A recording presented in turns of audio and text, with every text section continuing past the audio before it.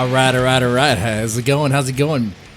It's the Deadman Stone Podcast with your host, Mr. Deadman, Becky, and SK. How y'all doing? Hey, pretty good. Not on a date. I'm here. That's okay. That's okay. We're on a show here brought to you live and deep in the heart of Meth County, Texas, in a trailer park. I am no longer stealing from my neighbor's Wi-Fi. I got my own this time. Yeah, right. Yeah. See? Yeah, right. What are you stealing from the Dodge dealership? Probably. My attorney's eyeballing me, telling me that I shouldn't say anything about that anymore. Hey, wait a minute. What? I got something to say. Do you know? Speaking of your attorney, how come we didn't have a show Friday, Jesse? What? Yeah. What? A week ago? I mean, last Friday? You know, this past Friday. I was out of town. The day after the 4th? Yeah. Yeah. I was out of town, guys. I was out of town. When the courtroom, you know, the courts are closed, probably, I'm guessing. Yeah, Did you need bail money, Jesse, and didn't call? He called. Wait a second. Oh, he did. Yep, I've got the scoop. You want to hear this one, SK? It's pretty good. I do. And against my attorney's advice, I'll go and show this image here. This image was sent to me. Someone's claiming this is something. It's not what it is. This image right here on the screen, this has nothing to do with me at all. Okay? Okay, well, this is the news article as I found it. A driver in Houston, Texas was arrested Thursday for failing to properly secure several midgets in booster seats. State law requires anyone under 44 pounds or 4 feet to ride in booster seats at all times, with cops claiming that he used a case of beer as a booster seat. Houston police pulled the man over on Thursday and found the midgets propped up next to him. The midgets, who were all required to be in booster seats, were said to have been unharmed. The man was charged with failing to ensure a midget is properly secured. I'm sorry. I'm sorry. See, to this day, I'll still defend this. I told the officer, "What's the problem, officer? They're grown-ass adults. They can make their decisions." Right. That's right. You're going to be discriminating against little people here? They're under 4 feet tall. They have to be in a booster seat. And why does a case of beer not count? Well, yeah, but driver used a case of beer for a booster seat. Anyway, upon opening the trunk, they found 4 gallons of Jim Beam honey and 5 more midgets tied together. When police pulled them out of the trunk, they began screaming, "Mr. Deadman made me do it." Look. Okay, here's the thing. See, my wife took the minivan. Okay, I don't have the vehicle I normally would use to transport my midget brothel. Okay, we were going out of town. We're going for a special trip. I had to transport everybody. Okay, wait. You know what? I shouldn't be even talking about this right now, due to all sorts of troubles I'm in. So, I may or may not be in. I'm sorry. I have seen booster seats. I've used booster seats, and they are not substantially different from a case of beer. They're really not. And that was Bud Light, by the way. I mean, come on. It might as well be a booster seat. Right? Well, I wouldn't even call it beer. They also found a large sum of money and a bloody hatchet. I don't know nothing about that. Has not been ruled out at this time. Oh, I know nothing about that. I take the fifth. I plead the fifth on that one. Bloody hatchet. I don't know. The midgets were placed in foster care until proper homes can be found. If you are interested in fostering a midget, please call 1-800-BITE-SIZE. You know, I was telling they're grown-ass adults. The grown-ass adults, officers, come on. They can make their decisions. You guys are being discriminatory against little people over here. Shame on you. Shame on you. Well, they're trying to find them proper homes. I don't guess you're going to get custody back. Well, I'm going to fight it. I got good lawyers on this. You know how good? I got Epstein attorneys. Wow. That's how good. I got Jeffrey Epstein attorneys. I got a question for you. Yeah. Would we happen to have a guest tonight? Oh, we do. Yes, we do. We do. No kidding. You'd never tell. You'd never be able to tell. No, but we do have a guest tonight. We have do. Kyle Hester on the show tonight. I was going to do the Cajun flair. Damn it. I totally missed that one. Do it again. Quick. Oh, Kyle Hester. That's it. There's no, I don't know. Hester. Kyle Hester. I don't think so. Kyle Hester. I don't think so. How are you doing, man? What's up, guys? What's up? You doing all right? Hi, Kyle. Hey, man. Thank you so much for having me on tonight. This is awesome. You guys are ridiculous, but this is fantastic. You know, for as far as like the cages, you know, you got to go down there. You know, got to go get some alligator hunting. You know, because that's what's happening. See, this guy's authentic. This guy knows what he's talking about. See, you need to teach Jesse to do that, please. Well, Jesse gonna have to learn it by himself. Oh, I'm gonna go down to Louisiana, go down to the bayou, and learn some Cajun. Jesse, I tell you what, an alligator would eat you. I went fishing. My dad was being inducted into the Holy Cross Hall of Fame, and I went fishing down in the bayou, down way in the swampland. And I tell you what, it's like there was this kid when we were putting my buddy's boat in the water, and man, it was like he was, hey man, how y'all doing? Yeah, just carving up some fish here. Can I get y'all need some help? I mean, it was like he was that guy, and I'm just like looking at him, and I'm going like, yeah, this is not fake. Like this is for real. Like this kid, 19, like he just caught his dinner, and that's all real stuff. Not just for the tourists, huh? All right, that's great. Yeah, I gotta go down there. And learn some authentic Cajun. I'll do that. I recommend it. See the world. Do your thing. Man, I'm telling you, I would love to do this show. Who am I? Who are you? Mm-hmm. And why are you here? Yep, we're gonna get into that. We're gonna get into that. In fact, you know what? Wait, before we do the who are you and what do you do? First, real fast. I think Becky. I think we have an ad that you need when you read real fast. We do. Okay, let's go and take care of that just real fast. Okay. Need help with your book manuscript? Look no further. Freelance book editor Raven Ackman offers reasonable reading and developmental editing packages, as well as writer companion option.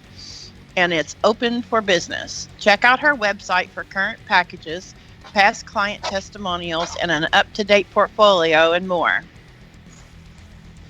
All right. And cool. I believe that you have the ad and website link is on there. It's a new lookonbooks.com. Okay. Yeah, I'll put that. Oh, you know what? I didn't put that on in OBS, but I'll put that in there next time. Make sure it's there. Oh, okay. But yeah, and one announcement I have is, hey guys, ladies, y'all want to win $25 Amazon gift cards? We're giving out 2. Yes. There's 2 ways you can get it. We're giving out two of them. Okay. All you have to do. Can I have them both? Oh, you can actually. There's no limit on that. What we're asking for is fan-based art on this Evening Star, the lovely mascot we kind of have here. Evening Star, fan-based art. That could, of course, that opens up all sorts of possibilities. Keep it classy. But submit that to us on the Facebook page, Deadman Stone Facebook page, and the Mr. Deadman meme. That's right. That's the other one. The Mr. Deadman meme, where we're asking people to make creative memes using the Mr. Deadman zombie head. You can find all the details on the Deadman's Tome Facebook page and Deadman's Tome fan club group there. So, all right. And it sounds like, is Kyle wrestling an alligator? Who's wrestling a gator right now? Not yet. Man. That is not me. Damn, he's really authentic. He's bringing it here. Okay. All right. So, Kyle, sorry about that. Who are you? What do you do? Well, I am an actor, a producer, and so I've done a lot of one of them, and started another one of those 2 fairly recently, like within the last few years. So it's basically started out as an actor, like from the 7th grade kind of on, and went to Performing Arts High School in Houston and Cal Arts out here, and I've made some films. Been in some films, and the last, my foray into independent film started with The Chair with Roddy Piper. I don't know if you are familiar with The Chair, but that was a dark psychological horror film. It's pretty cool. Mm-hmm. It's like streaming everywhere now, so I would definitely check it out if you like horror and you like Roddy Piper. But that's the beginning of the journey, and right now we're in post-production on my film Preacher 6, which is an epic tale about this small-town preacher who goes to the big city and ends up fighting demons in a literal... A literal what? And that's in the middle of... In a literal sense, like he's actually fighting demons, like physically. So he's like the Doom guy. He's like the Space Marine Doom guy, just fighting demons, like literally with his bare hands, or like hard. So, not exactly that, but something like that. Okay. You can actually, if you can check out, we have some YouTube trailers. So if you just like do a search for Preacher 6, and on YouTube we have some trailers on there that are pretty bitchin', which is what we've kind of done as we've been going through the funding and then through what we shot last summer. And so we're full on in post-production right now so that we can get the film finished and out there for everyone to see. Oh, damn. Okay, well, how long have you been doing this? I mean, how long, where did it start? Acting or producing? I mean, where did it start? Well, it started acting. I was like 7th grade. You know, basically, I'm like watching Fame on television. You know, it's like no. show. Oh no! Yeah. No! For real. Fame thing. This happened.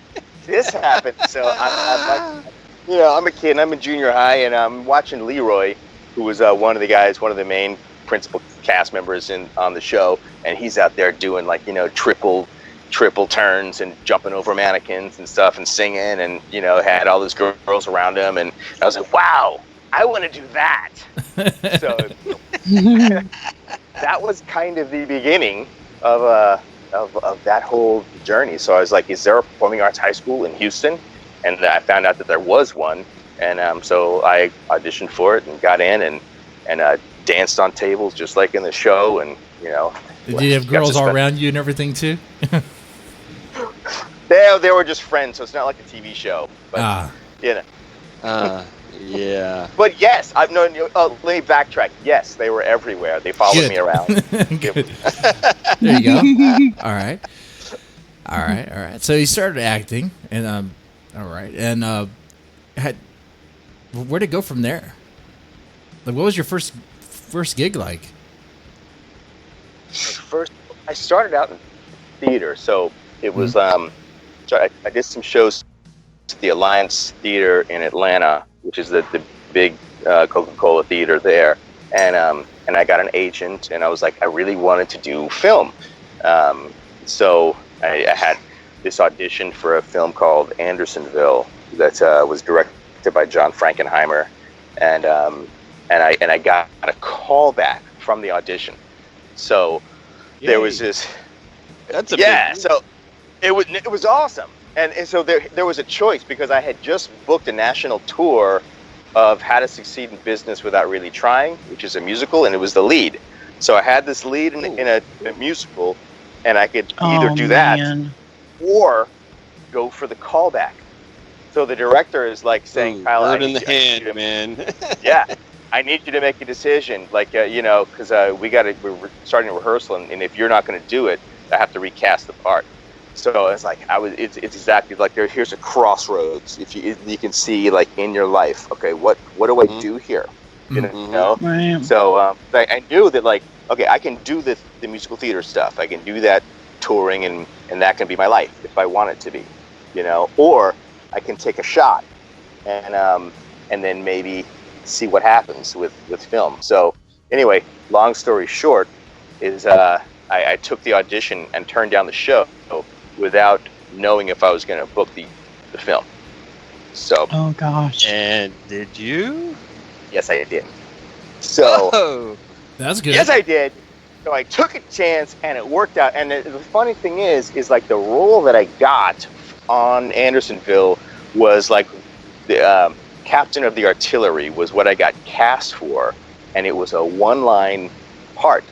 I was like, all right, this is awesome. I got a line. You got a line. You can get a SAG card. Mm-hmm. Yeah, actually, that was how I was able to get a SAG card. Was from that film. But the story gets better. So I go from the one line, and so here's the first day on set, and I'm like, John Frankenheimer is I don't know if you know who he is, but he's like basically a world-renowned director, Birdman of Alcatraz and The Train and Attica and all those films. And he's like a powerhouse. He was 6'4", just as like, when he walked on, he commanded the presence, So here I am, first day on set, and I'm going through the sides and reading the lines for the day and whatnot. So I was pretty familiar with what the scenes were. And he's like, all right, everybody come around, let's do a rehearsal. So everyone gathers around and starts doing their lines and whatnot. And this other kid kept messing up, and forgetting his line and not doing well.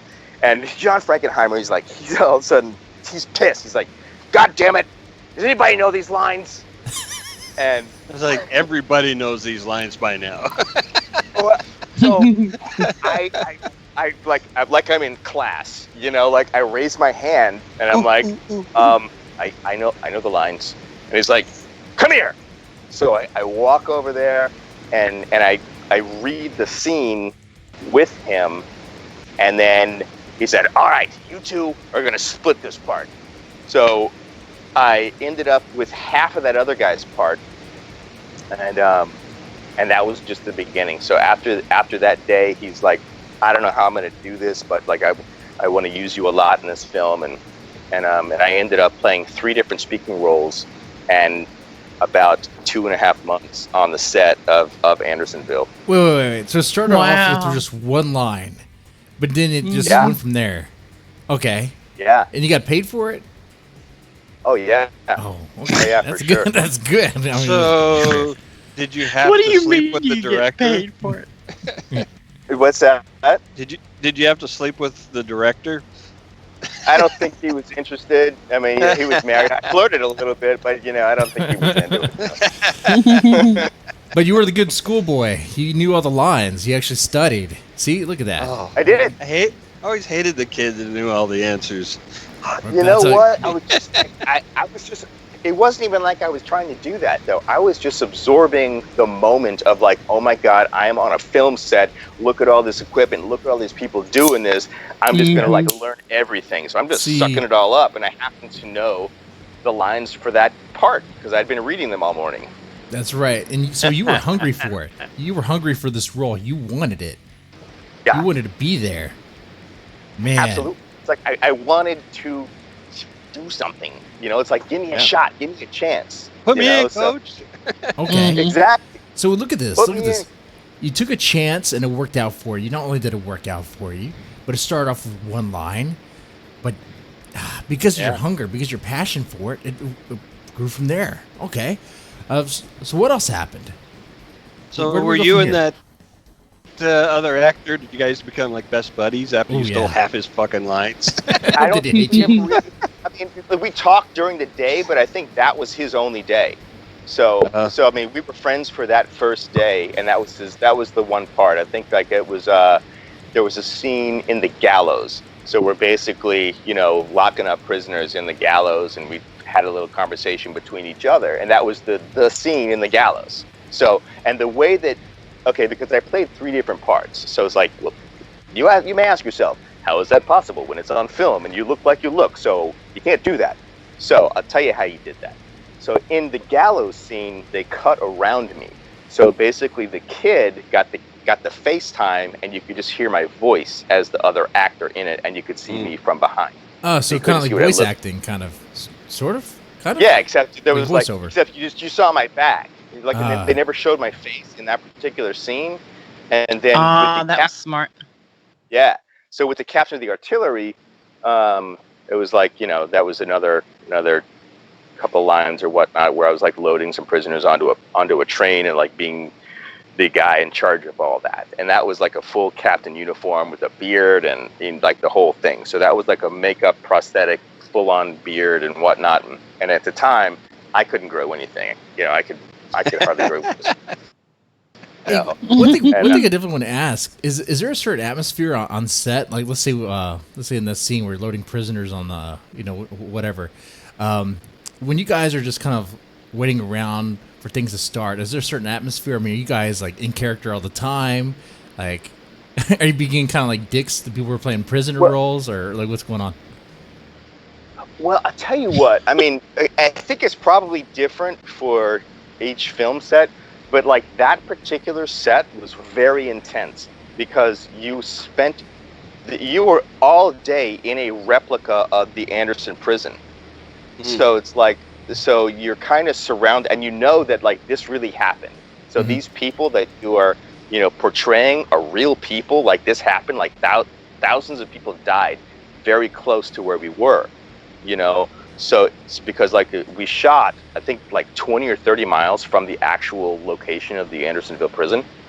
So it was pretty intense, you know, and so, but like on other sets, it's like it's not like that. But that was like each film kind of has its own feel or story and whatnot.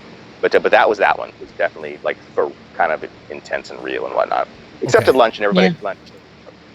So everyone's nice at lunch, hopefully. Yeah, lunch and wrap, but there was like lots of like, hey, let's go to the bar, you know, afterwards, and I had to drive 60 miles to get home, so I never did that. So I was like, all right, tomorrow I gotta go. You know. Wow.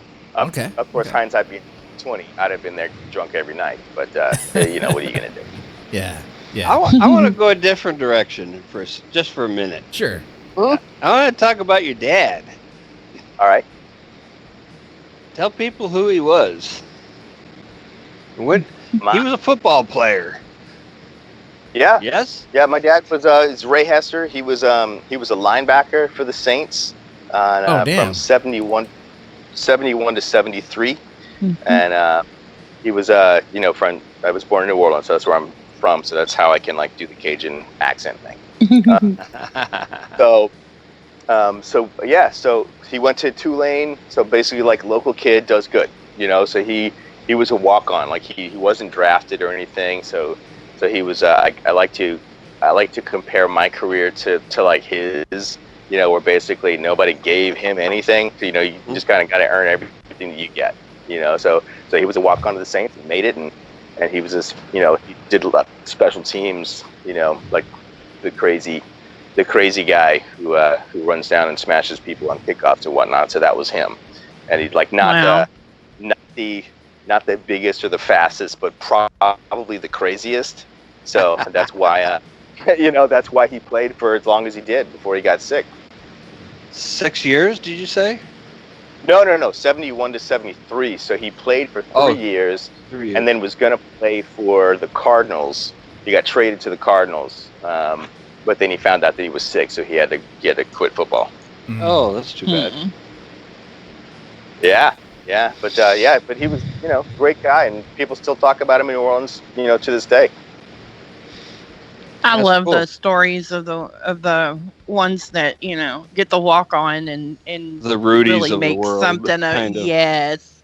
Yeah, you know what? I think here's the thing, man, and woman, as it were, on this particular radio.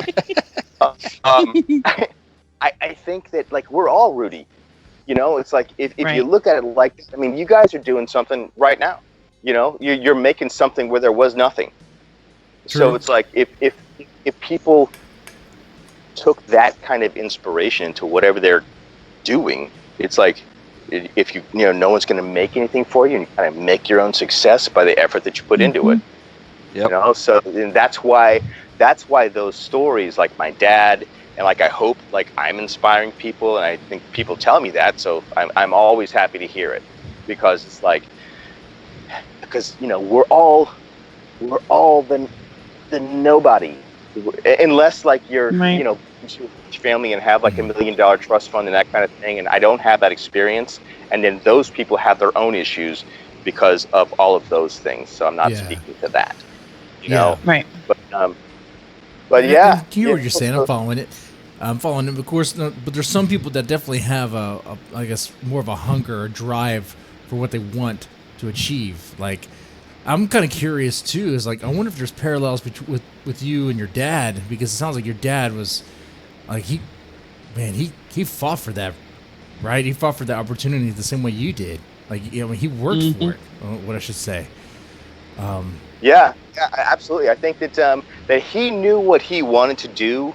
Like, I think since he was in junior high, kind of the same thing. So he was like on all the football teams from the time he could play football, you know, and like that was like he was like driven. This is what I'm doing. I'm going to be a pro ball player, you know. Mm-hmm. So, and the thing is, like, not many people have that experience to know this is what I want to do, to be able to focus energy into making something like that happen. You know, so it's like everybody's story is different, but it's like if you do know what you want to do at a young age, or even like at a not young age, if you're at the end of the road and you decide you want to do something, you can still make things happen. Mm-hmm. Right. That's true. It's never too late. That's right. Who dat? Now, in your acting career, what is your most, I guess, your favorite role you've played?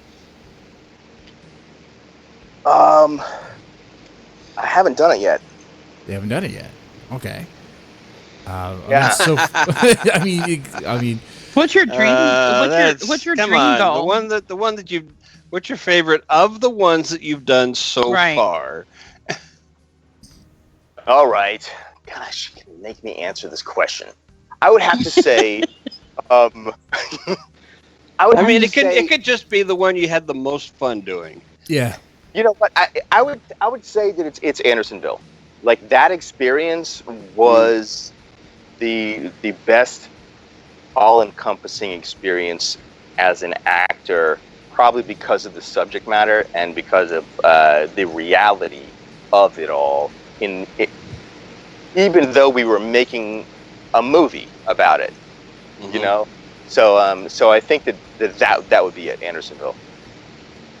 Was he also your favorite director to work with?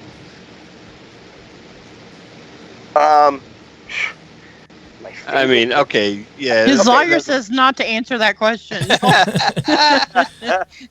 I mean, you know what? Look, I mean, he was an award-winning director, and he was that for a reason, you know. So I think that he was like he had the most command of a film set that I've ever seen, you know. So it's like he would like basically take you like, Kyle, come here, you know, and show me a picture of this book or this picture that he found, you know, about these Civil War soldiers that had you know, when they found out they were free, they were dancing, you know. They were like basically doing a jig, and everybody was like, you know, dancing and celebrating. And he showed me this image that he was like, this is what we want this scene to look like, you know. And it was, so he kind of like would talk to you in feelings, you know. So it's like I could look at that picture and go, I know exactly what you want. Cool. You know, that's good. I like that. Yeah. So, and that's rare, you know, to be able to, because a director, you know, you're in charge of all this technical bullshit, you know, that like, right, you know, to have your director of photography and, you know, working on the angles and whatnot, and being able to set up all these elaborate camera moves, and he did like a form, and this is with film, so this is not digital when you can just run forever until your camera runs out of battery. This is like, there was this one shot where he had a Steadicam operator walk through and kind of like do a walking, talking shot with these actors going through the base camp, and then the camera operator steps onto a crane, and this crane then lifts him up and like basically, oh my God, overhead of the whole camp, and then like sets him down on the other side, which is probably like, you know, 50 yards away, and then the camera operator gets off the crane and keeps walking, doing a walk and talk with these other actors, and it was like a ballet of cinema. It was amazing. And that was the kind of mind that he had. So I have not worked with a director that had that kind of mind yet. Do they even do stuff like that anymore these days? I mean, they just green screen things now. Yeah. Right? I mean, you don't even need to be on set anymore. I mean, there's a lot of green screen stuff now, but I mean, I think that, that I would do that. If I was directing, that's something that I would do. I would. So I would think. These days they just use a fucking drone to do that shot. Yeah. Like with the whole Avengers stuff, I mean, half the time, most of the time they're spending in studio and the green screen or a sound room or something. Well, yeah, a lot of that's digital effect. Like a lot of the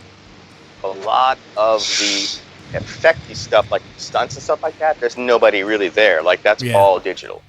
Mm-hmm. So basically, once the Spider-Man suit goes on, there's not an actor there anymore. That's digital. You can so tell. And it's even crazier too. Like I watch videos. I didn't realize this, but apparently, even TV shows, when you think there's a background there, it looks all legit. That's not even a background. That's not even real. That's all fake. No. Yep. Yeah. It's all pixels. It's all zeros and ones. I'm really finding. I may have sounded derisive about using a drone to get some overhead shots like that, but they can do such cool things with the drones nowadays. Such amazing overhead shots and flybys and shit like that. It's really making some shows look cool. Some of the shots. Oh yeah, and there's also something that you can do with the drone. I have another film that's just getting into development fundraising now called The Coop, which is a modern Western. So it's kind of like No Country for Old Men. Yeah. Okay. Not the sedan, the coupe. The Coop. That's. You went to SK. There's this stuff that happens in a forest. There's this battle scene between some different characters, and that I wanted to think about how to utilize a drone to go through the forest and follow these movements and this action between trees and stuff like that. Yeah. So we'll see. But if I can talk to Grady Earls, who's the director, and we can pull it off. But find the right stretch of forest, absolutely you can do that. I mean, Lucas had to use Steadicam guys for the speeder shots in the redwood forest, but you could just literally fly that scene now. I guess you could. Yeah, if you've got a good drone operator. I mean, I think with maybe a combination of the two, there's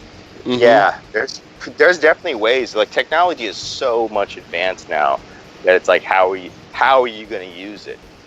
And I think a lot of the the drone shots that you see now are okay, how high can we get the drone so that you can see the whole area and what that looks like? And it's okay, I've seen this before. Okay, yeah, it's a drone shot. Mm-hmm. I think that and the thing is people are smart, so the audience is listening. So they're smart too. So it's you can't just go, oh, we have a drone, throw it way up there and do a shot and see what it looks like and see what happens. You gotta, direct it, as it were. Yeah. Otherwise, it looks so obvious. Yeah. All right. Yeah. And, as an actor and a producer, what other ways have you seen? Well, what other changes have you seen that maybe either concern you or worry you about the industry?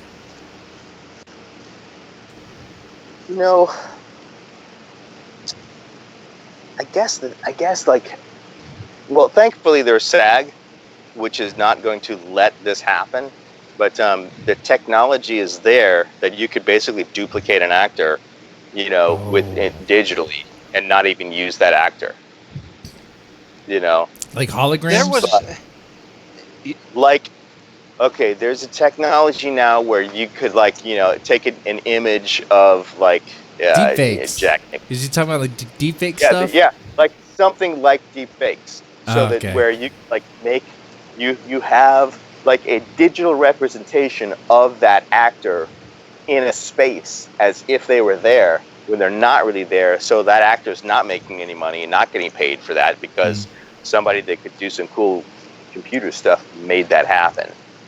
And of course, I know that over 10 years ago, there was development work going on to be able to turn anyone's voice into a algorithm, and so you could literally have them saying anything you wanted. Oh, I'm sure that technology's already there. Yeah, it's there. It sounds weird, kind of robotic, kind of choppy, but it's there. Yeah. Yeah. So we can get one of those that for Mr. Deadman. He already sounds robotic, so nobody'd know. Right? I already sound choppy enough. Yeah, but we can make him say what we want him to say. Like, you know, we don't y'all do that anyway? It's cheaper just to have him do it. It's called beer. It's called this whole stein of beer. That's what it is. This is like. Well, that works when we talk into beer challenges, but you know. When this gets down here, the show gets more interesting. For me, I guess. No, but the deepfakes things is interesting. The deepfakes, man. Because, of course, they're experimenting with that, of course, on porn. You see that they have stuff that looks totally legit. Like, is that a video with so-and-so, another celebrity? What's going on here? Oh, my God. Oh, shit, that's fake. Damn. So they could totally take you out of a job with that stuff. The way that they can solve that is by allowing people to own their own likeness. Oh. I think that's already a thing. And then how? Yeah, not really. I mean, not completely. Well, I mean you can't. It needs to be. We need a lawyer on here. We need a lawyer. Nick. No, Nick Ricada's gonna be so busy tonight. Nick Ricada's gonna be doing. In fact, at 11 o'clock, no one's gonna be watching this because we'll be watching the what's going on with Vic Mignogna stuff. Man, okay. More of that. It's yeah. He has the video of the Vic Mignogna deposition. Of course, everyone. Everyone wants to watch that. But yeah. So can you? I mean, you can't just use an image of, let's say, Brad Pitt, right? You can't just be like, take a photo and be like, and put it on a shirt and sell it, right? Can you? You can't do that. I don't know. No, I don't think you can. I think with I don't know the exact laws about it, but I don't think you can take an image from a film, throw it on a shirt, and sell it. You can't do that. I can't print something from The Shining and sell it legally, right? Because that's its own entity. Yeah. And so everything within that product is its own entity. What if it was not from a film, but from a photograph? That it's paparazzi or something. I can't even speak right now. Or you take your own photo. Take your own photo. You just sneak up on Brad Pitt. Take a picture and put it on the shirt. I think you can do that. Yeah, I think you can do that because then that falls under what's that comedy farce fair thing. use. Huh. Yeah. That's weird. Okay. Maybe. Yeah. So could I put Brad Pitt's face on my face, do like a deep fake? So then we have the show hosted by Brad Pitt? Could we do that? No. Or would that be illegal? No. I think that might be illegal. No, you'd have to change the word. You have to change the name by at least a letter. Brad Pitt. Brad Pitt. Brad Pitt. Don't be giving him ideas. Oh my God. Damn it. Damn it. Brad Pitt. It's getting hot in here. Shit. Brad Shit. No. That's what your show name's gonna be. I will be. I'll be in the shitter for sure. Oh God. Okay. So that's interesting. I didn't think. I didn't know the deep fakes was gonna was that much of a threat, but I guess it is because the technology's there. All right. What other trends? I'm curious now. What else is going on in the industry in film? Piracy is huge. Oh. That it's I get in these conversations with people. I've said if you think that it's okay to steal a film, like to go to, because there's so many ways that you can watch a film that for you would be free.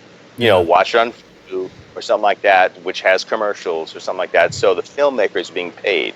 But so I said, like, if you will go to a pirate site and watch a film, knowingly that you are stealing this film, then please unfollow me, because I hate thieves. Because it takes so much money to make a film, no matter if it's like my kind of budget or like a multi-million kind of budget. It's real money and real people and real people's careers. So it's like if people going into a 7-Eleven. Your heart and soul. Yeah, but I mean, besides that, it's simple. I mean, it's like 9 noble virtues, man. You don't fucking steal. So it's like if I go into 7-Eleven and pick up a candy bar, they're not going to be okay with that. That's $1. Yeah, of course. I would the go pirates. to jail for that. Yeah, the pirates would always say, but technically you're not taking anything from the shelf because it's still there. It's just digital, blah, blah, blah.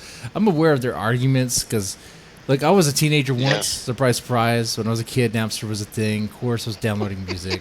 LimeWire? What was it called? But the teenager... Yeah, there was LimeWire. There was the other Napster, the one that was sued by Metallica. Yeah. Yeah, and when that happened, I was like, fuck you, Metallica. You're taking my free music away. Right. Yeah, well, you know what? Because it's like it becomes a part of... It's like once you're told something that is okay enough, it becomes part of the culture of this is okay. Kind of like kids in fucking boxes in the... So it's like you get enough people that think that that's okay, and that like, well, they shouldn't come here, and then you have like a whole group mind think that of something that's really wrong and should not be okay, and you have people thinking that that's okay because you keep being told it's okay. So it's like there's actual brainwashing going on, with politics and what you're seeing today and what we're doing to immigrants on the border and all that stuff, and people saying that it's okay. Like, I bet you if they were... something like that. When people are just coming here illegally, like, they have to be processed, right? You can't just let anybody just run on through, right? Because we don't even know who these kids are, who they are. We don't know what's going on at all. Well, no, but you didn't know who the Mayflower were either. Well, that was a totally different time, though. We don't live in that time anymore. Come on, false equivalency. No, really, seriously. It's like there is no time, man. There is no time. Like there's people, and there's people that are coming to a different land because they don't like where they were. So, and that is all throughout the millennia of time of like whatever time it was 10,000 years ago because of climate change in a certain area in the Nordic countries, which my family is from. So they had to come, and go to like Germany because all of a sudden Norway was is a frickin' iceberg. They're holding people to process. They're not holding people to detain forever. They're either going to come to the state or deport or send back. It's not like they're just going to keep them forever. I understand having the idea of kids in cages is like troubling and bad. It is, but it's like and it was a bad idea 4 years ago when it started. Yeah. No, man.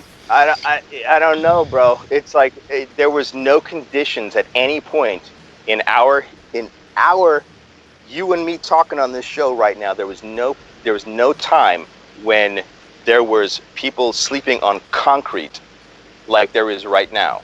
What? Bullshit. Obama Bullshit. And before that?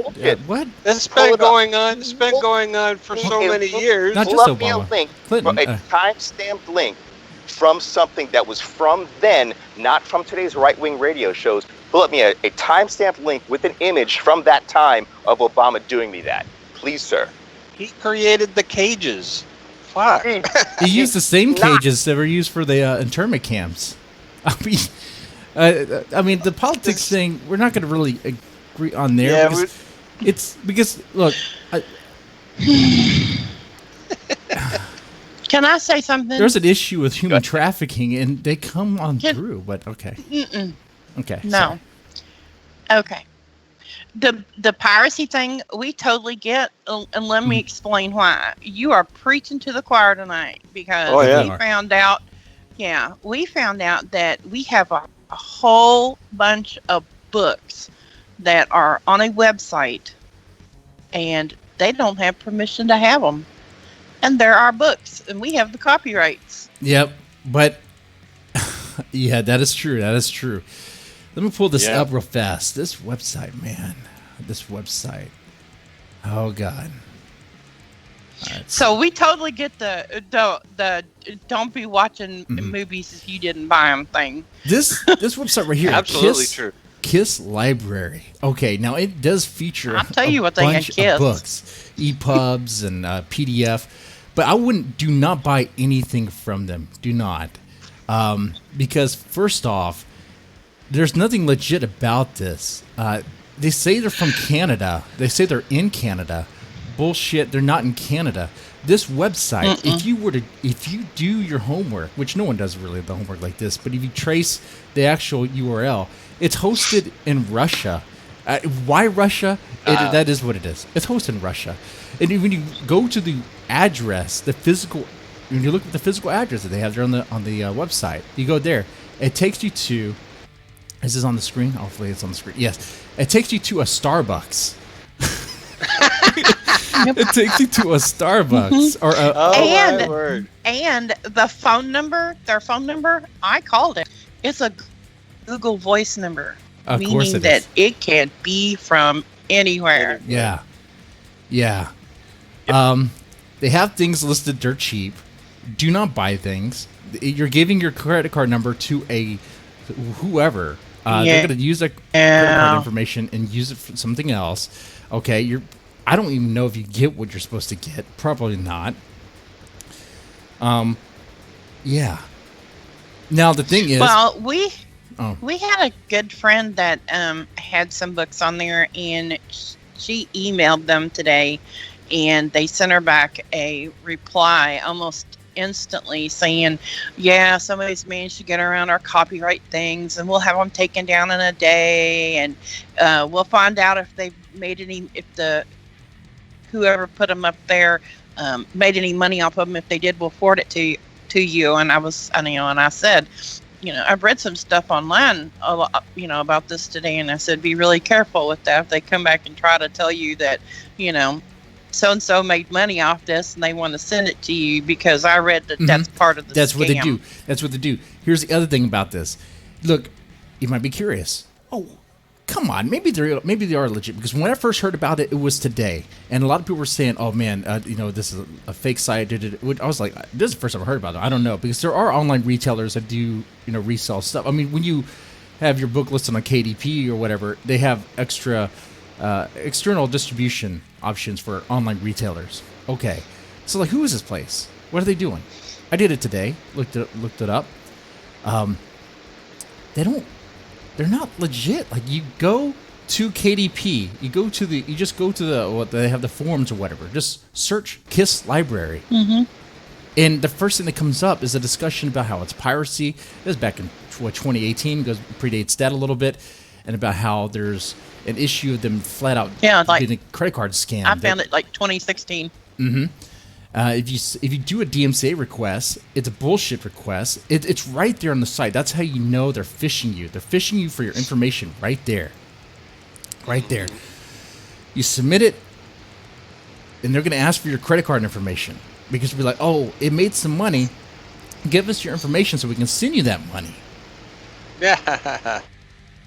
Don't do it, bro. But what I really liked about their website, and this is the first thing I said to our friend. She said, well, there's they've got a link on there where you can fill out this thing and DMCA, for DMCA, and it's like a takedown notice. That's what it is.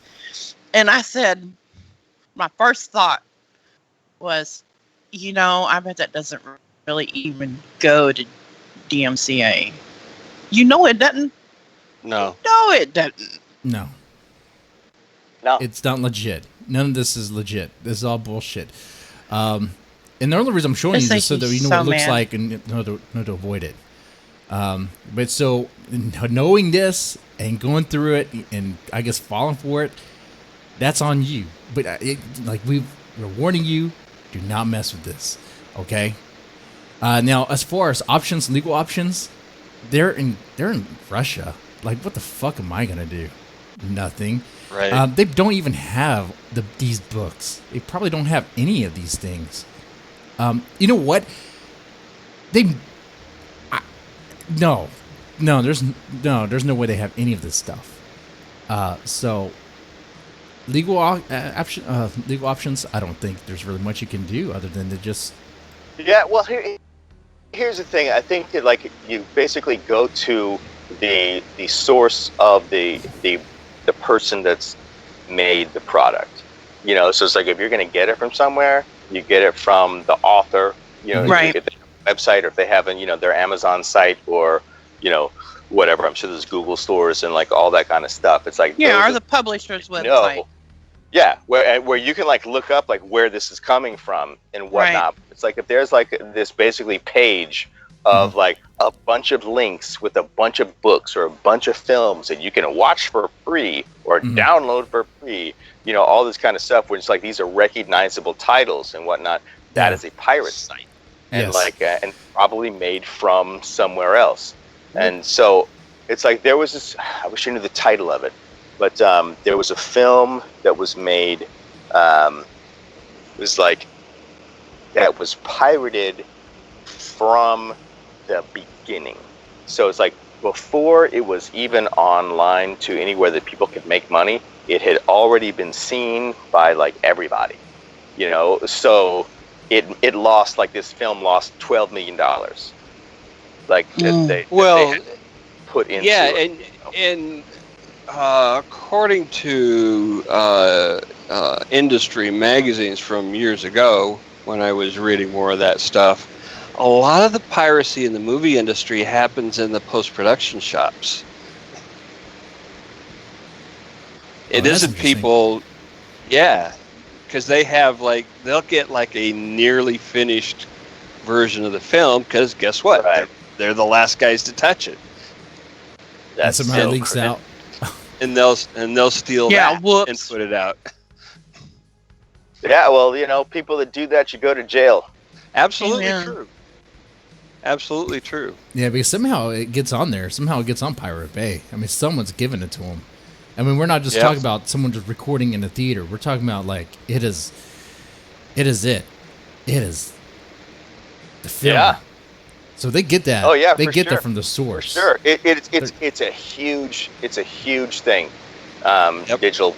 Digital piracy, and it's it's theft. It's a tough problem to crack too. Yeah. Mm-hmm. There isn't much of anything you can do about it except to tell people, like Well, what actually, Kyle said.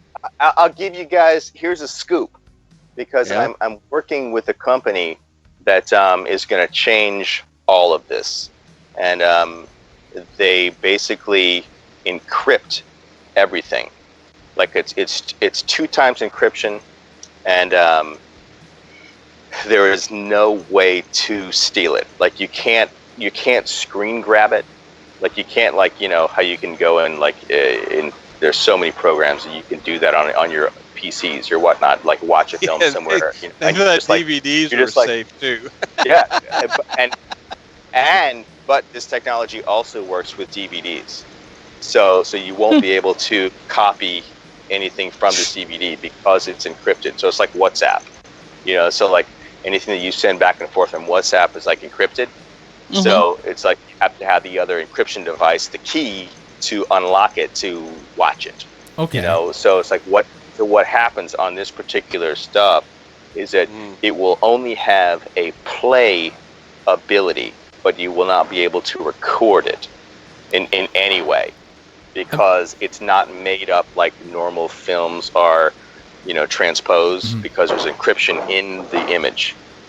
So I'll keep everybody up to date on that, but this is in development currently, and And so, but you guys heard it here first. Well, it sounds like it may work. I wouldn't stop there because the moment you do, the hackers will adjust and adapt as they always do. Because also, for sure. Those that make the encryption have a way to decrypt it, and if there is a way to make money on the side, I don't know. Sometimes, because now I'm actually really thinking, SK, you got me thinking about this. How are some of these leaks get?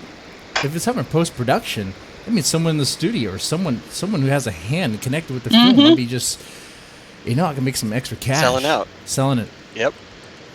Yeah, but with this technology, also there's a way to have it encrypted through the whole post production process, so that's not possible. So those things have thought about it too, because fuck thieves. All right, right. Yes, I'm on that too. Fuck thieves. All right, I just hope it works. Yeah, because the whole DCMA is just bullshit anyway. Oh yeah. So. You want to know something else? Oh, sorry. Go ahead, SK. Oh, go ahead. No, that was kind of the whole thought on that. Well, yeah, okay. Well, I know something that'll make you say ew. Oh, what's going on? There's a whole bunch of ignorant fools running around, licking ice cream, putting the lid back on it, and putting it back in the freezer at the grocery store. Oh God, yeah, I heard about this shit. Oh, Jesus. Oh yeah, I heard about this. And we're only doing like a show Deadman's Tome once a week now. So all the good news things kind of just build up for one show here. Yeah, I heard about when did it start? Last Friday? Yeah. The weekend? Yeah, man. A teenage girl licking a carton of Bluebell ice cream in a store and then putting it back on the shelf. The video went viral. Of ice course. Cream challenge. Why? Why would you think it was okay to do that? Because it went viral. You want the clicks. You want the fame. I don't give a These kids. It's all about the fame. These Come on, people Kyle was singing the song earlier. Yeah. Yeah, but I like Kyle singing it. I don't want to think about going and picking up ice cream and wondering who's had their tongue in it. So here's the. There's been a lot of kind of, I wouldn't say outrage, but a lot of people who are a little bit aghast that this could potentially be a 20-year jail sentence. Yeah. Really? Yeah, because let me tell you, a long time ago, back in the 80s, there was this woman down the road, not far from here, just like a half an hour from where I'm sitting, who poisoned her husband by giving him Tylenol capsules that she laced with cyanide. And then in order to make it, divert attention, she filled some other capsules with cyanide and then put them back on the shelf in the store. Right. I remember that. That's called product tampering now. Yeah, that revolutionized the whole product safety. And so it might be just gross and a silly prank, but it's also federal. Yes. I don't think it's silly. I think it's disgusting. It is absolutely disgusting. But yeah. So did they find this person? Oh, I think they absolutely found did. this girl. Yeah. And this girl. They found the girl. And she's going to be charged as a juvenile, so she's going to have a Juvenile Justice Department has her. Yeah. Right. A lighter sentencing. Well, it certainly is juvenile behavior. Yes. But then you have grown-ass adults copying this and doing it. Yes. Look, all these people, a lot of people, I don't want to say all, but a lot of people are desperate to be internet famous, right? And they'll do anything. I mean, this is it, man. Think before you do stuff, people. Maybe this chick is hoping she gets $1 million music publishing deal. Like, we have a full. We have one like that. Cash Me Outside. Yeah. Jesus.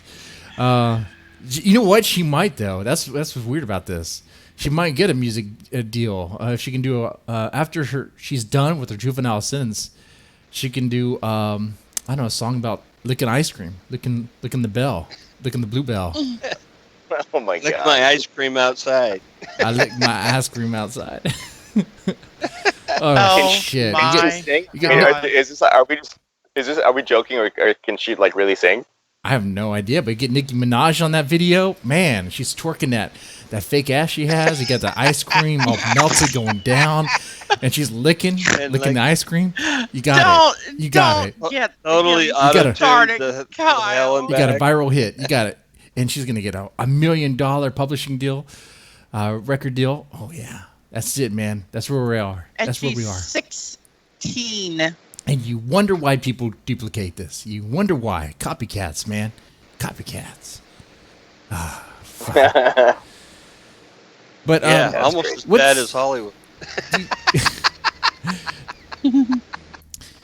the remakes. Hollywood, all the Oh, copycats. hey, actually, one thing I want to ask you, Kyle. What is your opinion on all the remakes and the regurgitation of the films? Like, I'm ready for something new. I want more new stuff. When can we get that? Well, that's kind of like that's basically the idea of like what we're doing. You know, like I think basically like the new stuff is going to be all about independent film. I agree, The 100%. because like in order to fill theaters and make $200 million back, it's got to be something that's already known. So it's like so then you get into this loop of remakes and a franchise and like all this stuff that you're already familiar with, so that you're already a fan. So it like from a marketing perspective, it all makes sense. But it's like I think that people are craving something new. It's like back in the 80s when The Thing came out, John Carpenter, which is based off of another film from I don't know the 30s or 40s or whatever. But it's like it was like groundbreaking, and whatnot. And I think that filmmakers need to be able to have the ability to take that risk, with studios, to be able to, go outside of the box, and you're not following the line of a franchise or, a particular superhero or whatever, so that we can have, some new stuff. But basically, I think it's all in independent film. It's like I'm everything like Preacher 6, was, we sold T-shirts and scrapped, and we're still, funding it to get it finished. So it's like we're 3 years into the whole process. We're in post-production now, but I mean, it's a grind for little guys, like me, who have to pay rent and do side gigs and whatever, like to pay bills, and you're trying to make a movie, But it's like the independent film is where all of that originality is going to happen. I know that's what I agree. That's my but how do you get a distribution deal? That's without a distribution deal, man, you're not gonna get your money back, right? It's the Wild West, man. If you have a plan, there are ways to get your film out there. I mean, you can get your where though? like on iTunes and Amazon and all of the digital streaming platforms like Google Play and Vimeo, all those things. You can get your film out there and have the ability. How do you get on Amazon or Netflix, by the way? That's been a question of mine for a long time. How does that happen? Amazon That's a is good question. something I think Amazon you can do yourself at this point. So you can just say, yeah. "Hey, here's my film. Show it." I mean, obviously a little more complicated than that, but you can just tell them that you got a film and put it up. If you've got a completed film and you fill out the forms and whatnot, then you can get your film on Amazon, and stream it or that's whatever. cool. Yeah. Yeah, So it's like sure. the KDP So- publishing of film. So if you have something there, you can put it up, even if it's a home video. Is that right? Or does it take a little bit more? Oh, Lord.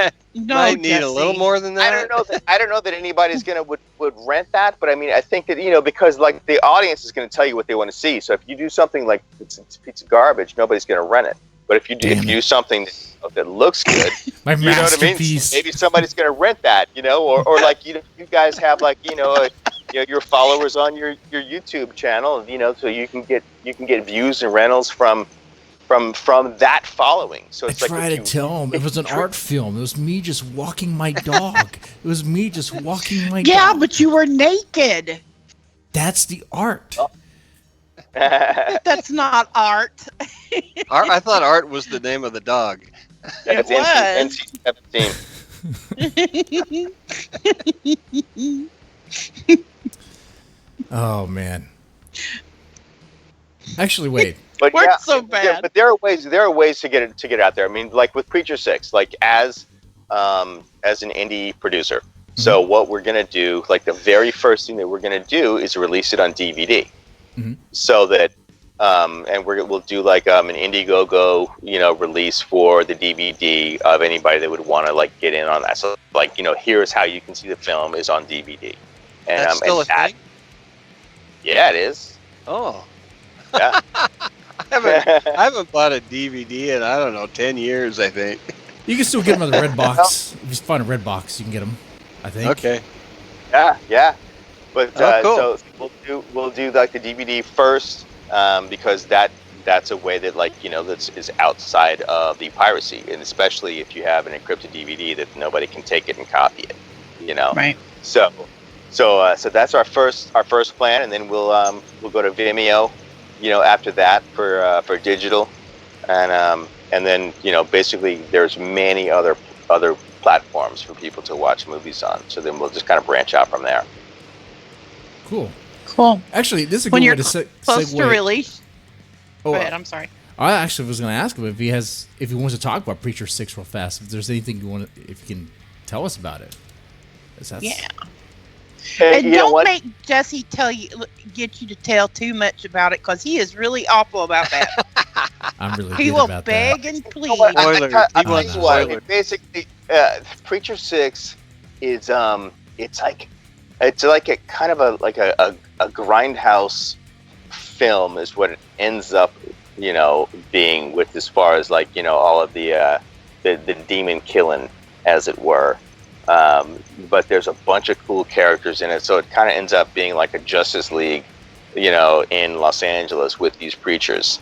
So it's a cool story, and I can't. The funny thing is like I can't really tell too much about it, except that it's a really cool story about this preacher who comes in and kicks a bunch of demon ass in Los Angeles, and go check out the trailers. That would be my suggestion. Oh, there's a trailer for it. We have like 3 trailers on YouTube. It's like Yes. Yeah, just look up Preacher 6, and all of those trailers will come up. Can I play them now? We could play them now. I mean, I'm looking at the image on IMDb. So wait, they're sniping? They're like using military hardware against the preachers? Or what's going on here? I don't know. Oh man, I like a good tease, I see sniper rifles. We're not even gonna handguns. go there. I see that. Who's a Father Josh? Who's Father Josh? That's the character that I play, is Father Josh. Here is the link in the chat on the show for one of the trailers.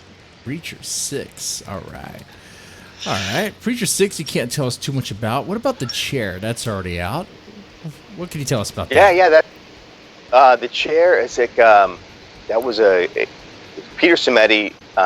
He was the creator of that. He did a graphic novel called the same name, obviously, and so the film was based off of his graphic novel. So he's a comic guy, and he made one of his comics into a film, and it's a dark tale. It's a psychological horror film. It takes place on death row, and what's real and what's not, and that's the journey of this film.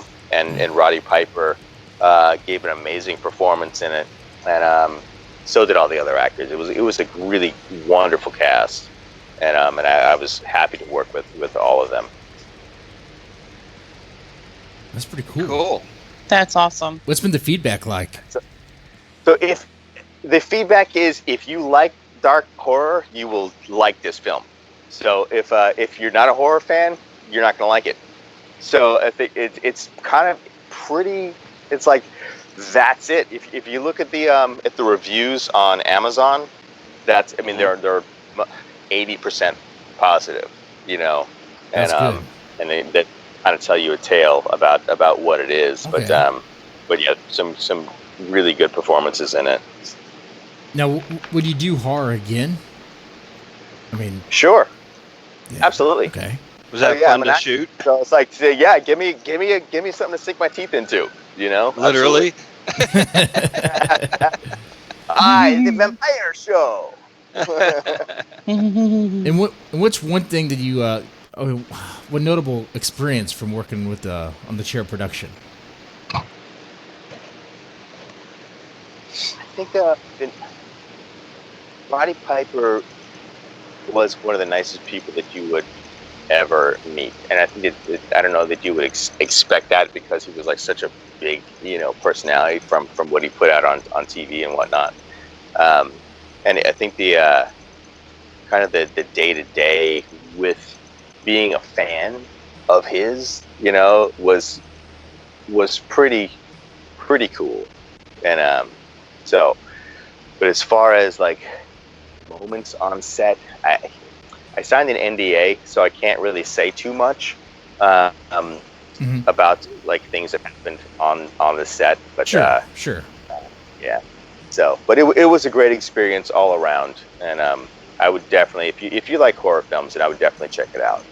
All right. We do. And we do like we horror. like horror, anything. Oh, I'm getting the Preacher 6 loaded up. I'm gonna go share this.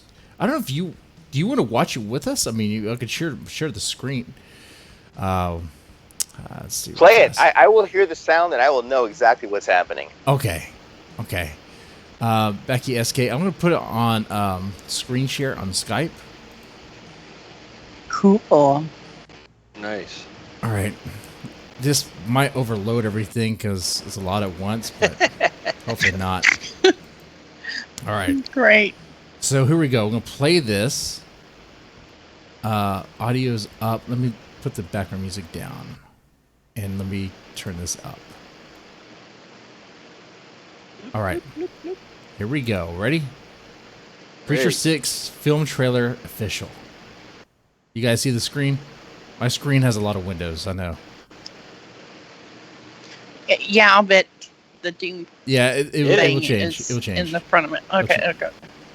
Oh, there it went. Oh, we have that shot. Using the drone? Yeah. Good morning, my friends. Wait, who's that? Occurrences. Looks familiar. Yeah. Yes, he does. Quit talking during the movie. Especially uplifting. Was it Spider-Man? Oh, shit. Never mind. I know we have had our loved ones sacrificed in this ugly and trying time. There will be peace again. Oh, man. But do not fall into the grips of darkness. Do not become corruptible. Do not become the feast for death. Weakness is the serpent's plaything. For you will hear the trumpets come down. You will see the fiery sword from legions on high come down. Now is not the time for the lamb. Now is the time for the lion.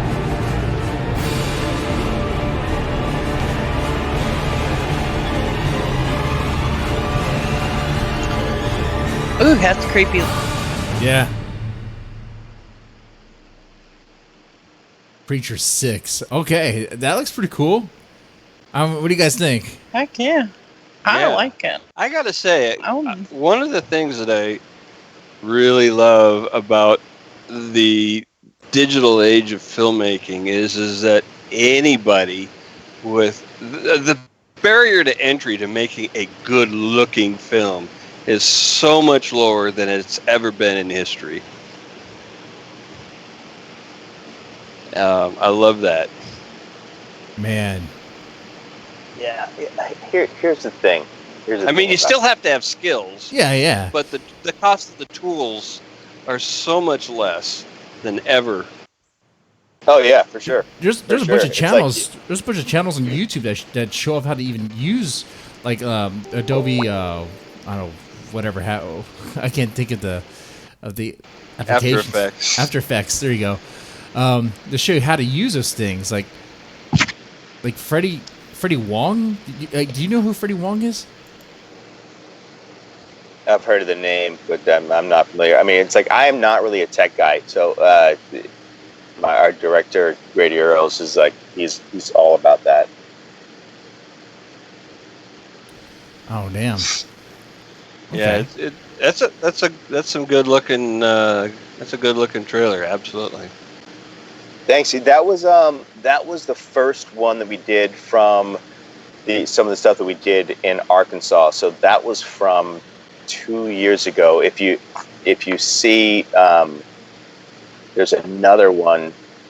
There's a couple. It's like if you did Preacher 6, just look it up and you'll see some other trailers. I think the most recent is like about a year ago. I think we put it out.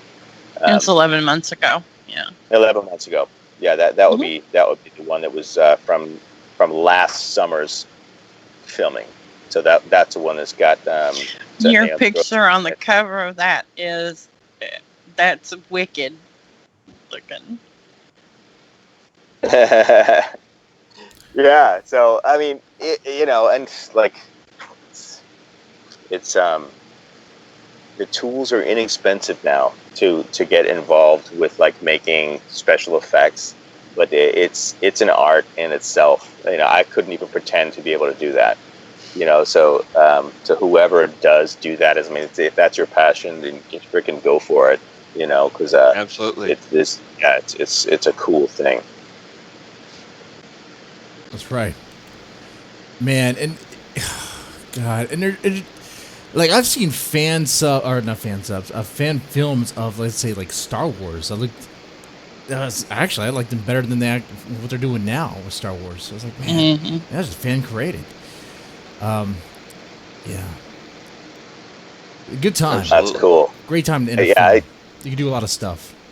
It really is. It's the Wild West right now. So if you've got like a vision and a plan and something that you think is cool, make it happen. It's not like film is a pie. There's not like only so many pieces. It's like there's an audience for everything.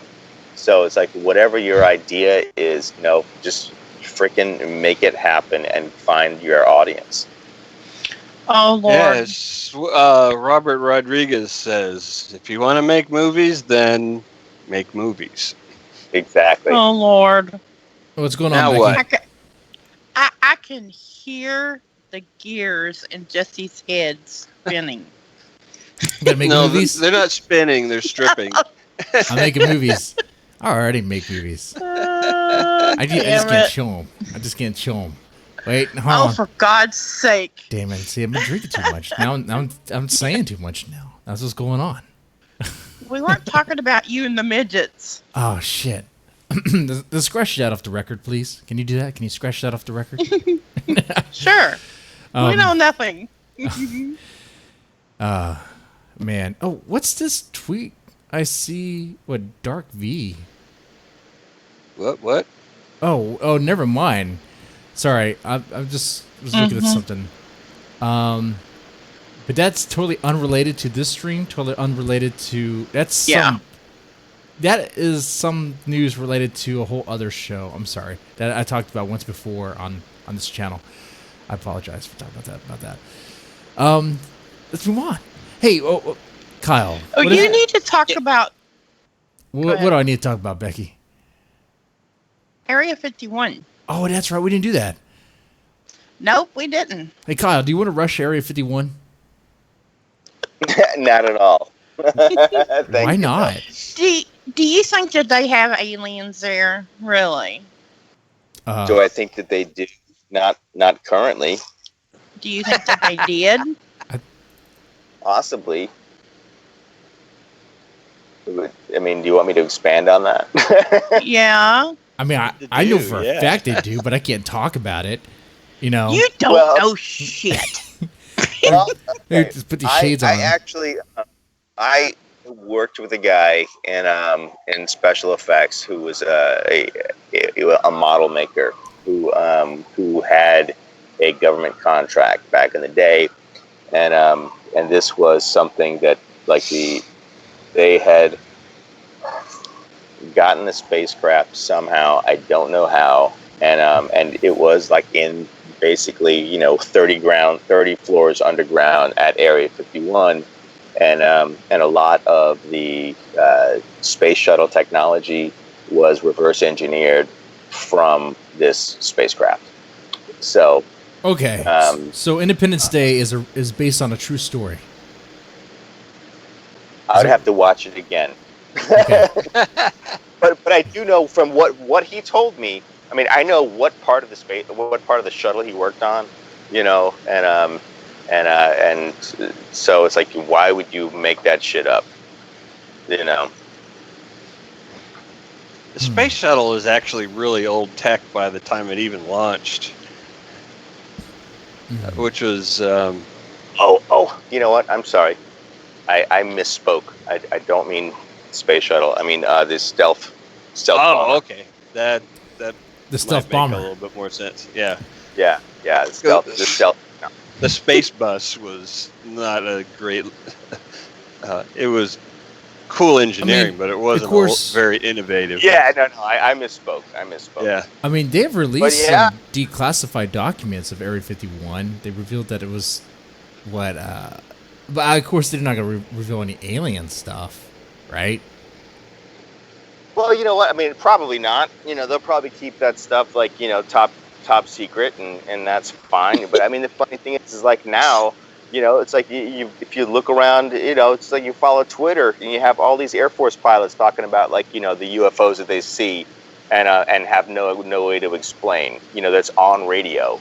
Mm-hmm. So this is all like current day, Air Force pilots talking about it. So I mean, I think at this point in time, I don't think that you can really deny that there's something going on that we don't know about, or there's more to what's out there than just us. It is interesting that what was it the military has to talk about UFOs now, that they can't just dismiss it. Is that true? Hey, what? Yeah, they're so tired of being accused of being, covering up shit that they decided to open up a little bit. Yeah, because these pilots are seeing Jesse, things. you're in trouble, Jesse. How am I in trouble? What am I doing now? Because Bo has decided that he wants a Geraldo like episode where you rush Area 51 live. Okay, I can live, do that. yeah. I can do that. And no, I said, do you understand that with the bail money that we'll need? And Kelly says, I want to see it. And Bo said he'll chip in. And Kelly said, yeah, I got some spare change somewhere. Patty's going to start a GoFundMe. You're screwed. All right. Hey, you do the GoFundMe, I'll do it for sure. For sure. Hey, Becky. Yes, Let's help raise the bail money and then split it between us. I can hear you guys, right? That's how this works, right? Oh shit! I mean, I control the mixer over here. Damn it, SK! You see what they do, Kyle? See what they do? Man. I see. It's crazy. Man, Hester, they work against me, I know. Like curveballs, man. You get curveballs. So mistreated. They once tricked me to eat bull balls. They once tricked me to drink random things from the fridge. Actually, Wait a minute. My wife did that. Whoa. Tricked. What do you mean we tricked you into eating bull balls? I believe that it was you who got drunk and said, I'll eat bull balls. And we said, and I think it was me that said, no. And you said, oh, yeah. You know what? I would do this. I would actually go up to Area 51 because, well, I mean, I do have my white privilege. They're not going to shoot me, right? They'll be like, hey. I'll be like, hey. I'll be like, hey. Don't shoot, man. Don't shoot.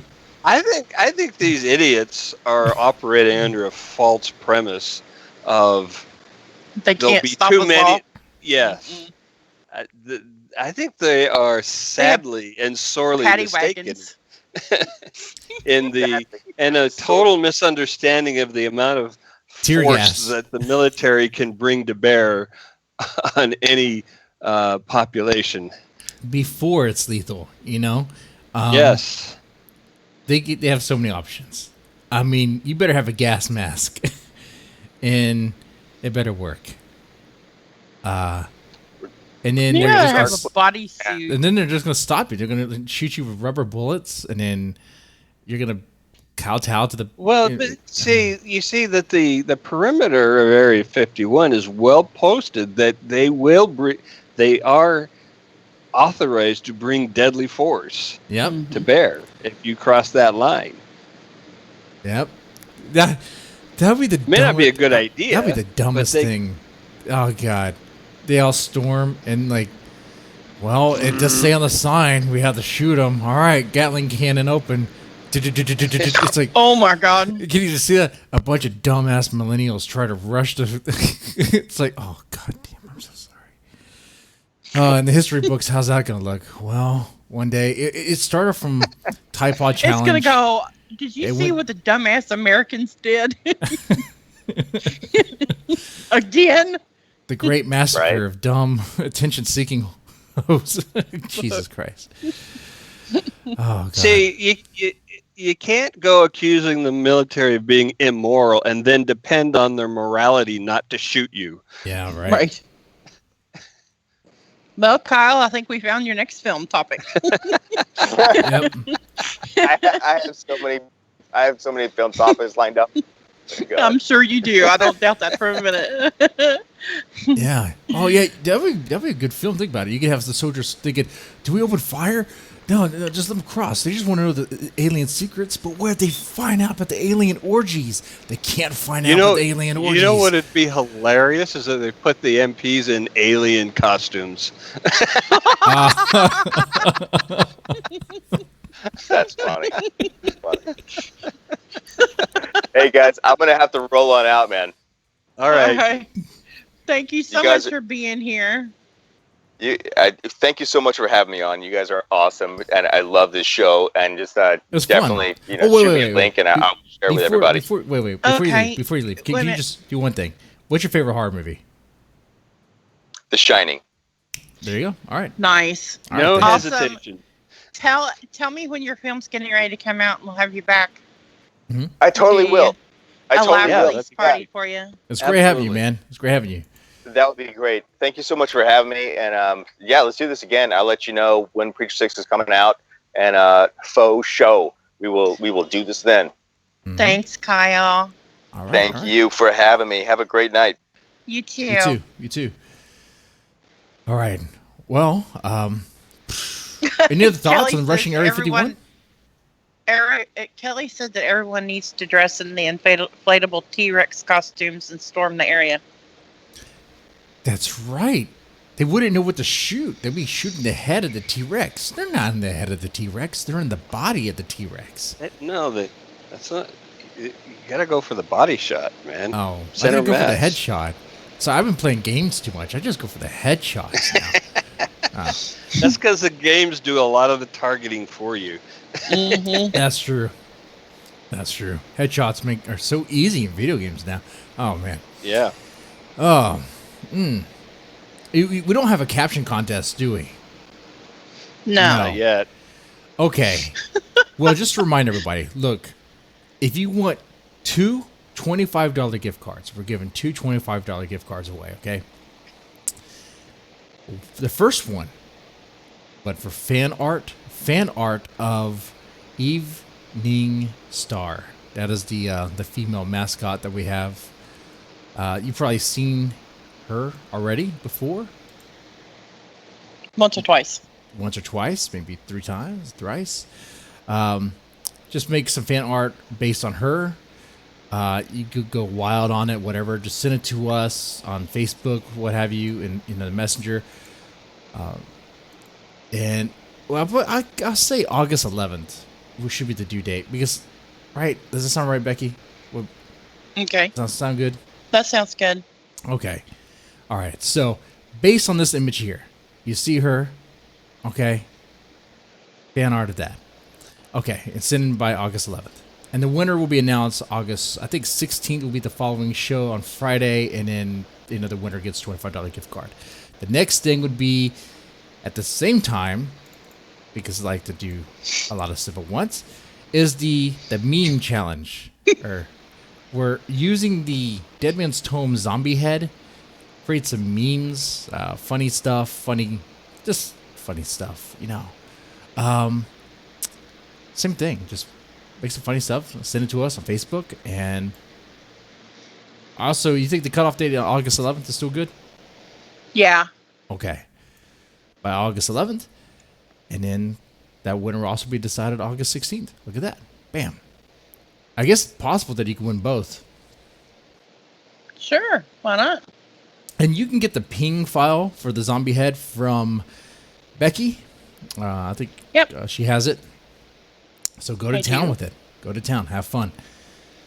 Whew. That's basically it. There's only so many places that you can put the Mr. Deadman zombie head. Oh, don't tell him that. No, I don't think so. Yeah. Kelly's method in really my good. madness. Kelly's okay. really good at coming up with memes. She's been putting my real face on things, which is fine. That too can be a contest. Sometime. Not right now. In the future. In the near future. Yes. All right. Well, I guess the last thing I'd say before we jet really is, the schedule change. So the Deadman Stone podcast will be streaming on Friday nights, 9:30 usual time. Now, well, I guess for this month and I think next month, there might be a few shows here and there that are kind of like maybe on Monday or something because of certain guests or because certain things were already planned. Is what it is. We have one Wednesday this coming week that I can't rearrange, and then Monday and Wednesday both of the following week. That's right. So, and the reason for that is because we did a show. We were doing a show every other day. I mean, I'm selfish. I never really asked SK if he's cool with that. I don't think I've ever really asked SK, hey, are you cool doing a show every other day? Well, don't forget Thursdays. Also, and Thursdays. So 4 days a week. 4 days a week. And I don't think he's getting paid. Are you? I'm not even getting paid. Oh, but I am getting paid because I pirate the podcast to a Russian site. Cool. And I get royalties it was you, from that. damn it. Oh, man. Explains so much. Okay. By the way, we're really big in Minsk. Probably. That would explain the weird Skype call I got last night from Russia. Probably. Yeah. Oh, was it Katrina? Yeah. I told her not to do that. She was asking for $100 though. I don't know why she was asking me for money. I might have said you would give her that. That's weird. Huh. She hit me up at the wrong time, Yeah. It was just a deflector off of me and get her to hang up. Yeah. So, Becky, you'll expect a call. Okay. Shit. Now on the normal days, so on Monday I'll be streaming like video game things, playing play video games. Like lately, I've been playing Bloodstained, The Ritual of the Night, a fun game. And Wednesdays we stream Freak Show, where we talk about various internet celebrities. It doesn't really have to be internet celebrities, just various people. And measure how much of a freak they are. And boy, is that crazy. And then, here and there we might have a stream. Maybe if I have time, I'll stream something. And then Thursdays is Real Monsters. Thursdays, Real Monsters. That's right. Yep. I enjoyed the show last night. That was great. Man. Yeah, it really was.